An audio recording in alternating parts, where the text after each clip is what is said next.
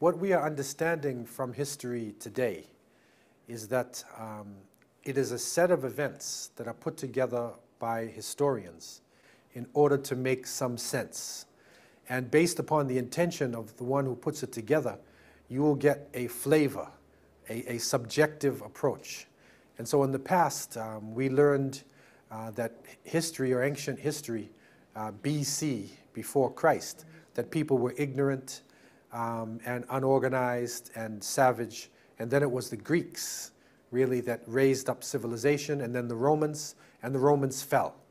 And between the year 500 to about 1500 or so, this is what they call the Dark Ages. And following that, the people of Europe were able to take the Greek and Roman knowledge and bring it alive, and this is what they call Renaissance, or the rebirth. When we really look at history from the perspective not just of European people, but of all the peoples of the planet, we realize that before the time of Christ, Isa alayhi salam, there were many great societies. In Egypt itself, the people had reached a very high level, even 3500 BC. And the Greeks came later, and they took the knowledge of the Egyptians, of the Phoenicians, of the ancient ones, and they theoretically were able to expand this knowledge.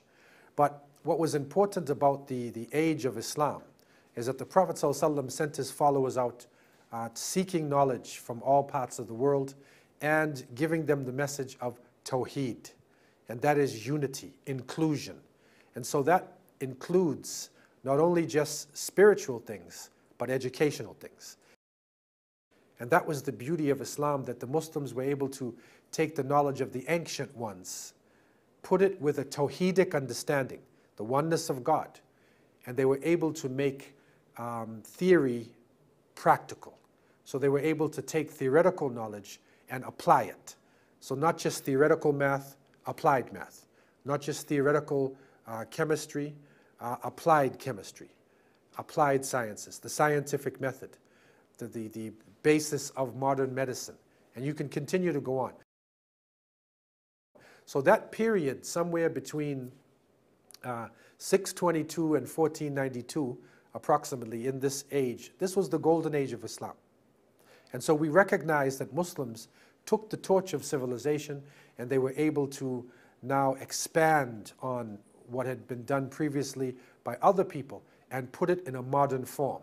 And so it was during this period that the Renaissance of Europe actually came about. What the Europeans did was they learned at the footsteps of Islamic scholars. They translated the texts from Arabic, from Persian, from the Muslim languages into Latin. And then they took the principles and they were able to apply it. So Muslims were able to bring about the best in civilization, in organization, and take it to a higher level.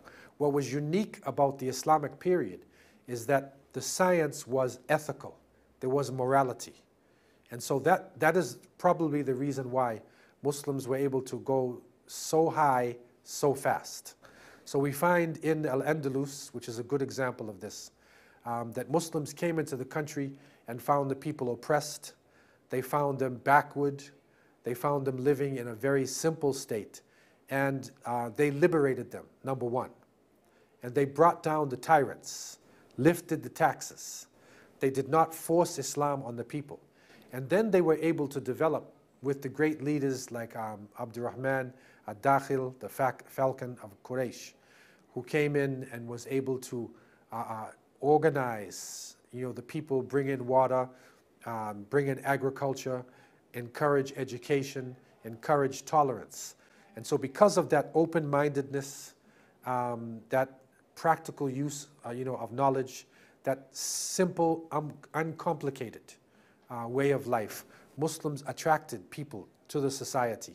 They attracted scholars, they attracted the population in Spain and Portugal. So 80% of the Muslims were actually from Spain and Portugal itself. And so the height of this Islamic culture is really the bringing together of sacred and secular underneath the laws of God, and providing justice for people who were not Muslims. So civil society, the basis of the rule of law, all of this was developed during this time, and it is on this framework that Europe actually developed its rule of law, its civil society, its protocol, the different implements of hygiene and technology. It was based upon the achievements of the Muslims during this period.